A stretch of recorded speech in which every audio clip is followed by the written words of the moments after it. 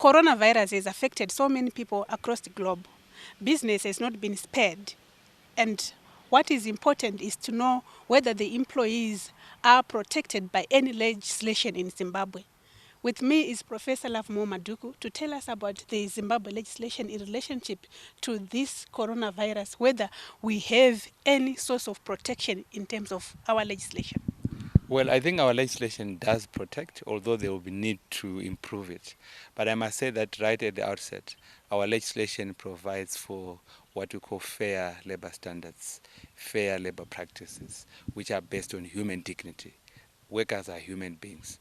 And so the law starts from the premise that you are dealing with human beings here. Now, with COVID-19, it's quite clear that it is what we would call vis measure or an act of God, some supervening difficulty.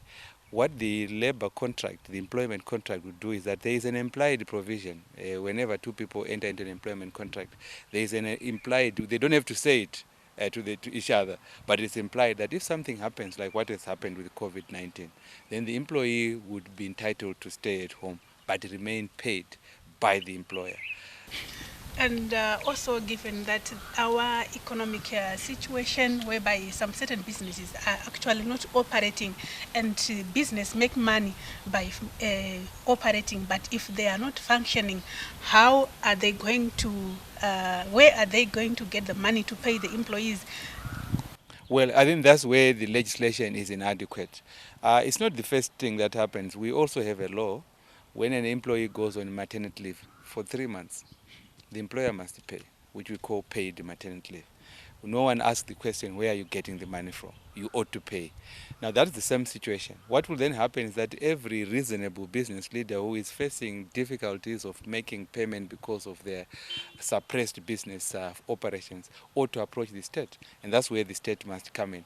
I think that there will be emergency legislation during this period to intervene. We know that legally, where there is no specific legislation that speaks about a certain aspect, in law you usually borrow from other jurisdictions. Maybe if you can tell us about issues to do with the comparative jurisdiction, what are other countries doing in order to make sure that this problem is solved? That is a very, very useful question that you have asked. I can actually assure you that almost every other jurisdiction has intervened. You have situations, I mean, we saw what is happening in the United States where the Senate passed legislation to ensure that the state will provide $5 or $3 trillion that will assist that situation.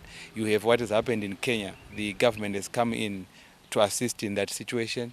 Section 14BA of the Labour Act provides that an employee is entitled to leave days not exceeding 12 days in a calendar year upon an instruction by a medical practitioner that the person was in contact with an infectious disease. However, the proclamation by the President, Comrade Emerson Mnangagwa, that the coronavirus is a national disaster provides yet another recourse for employees to be paid while listed home. Kudzai Gumbo, ZBC News, Harare.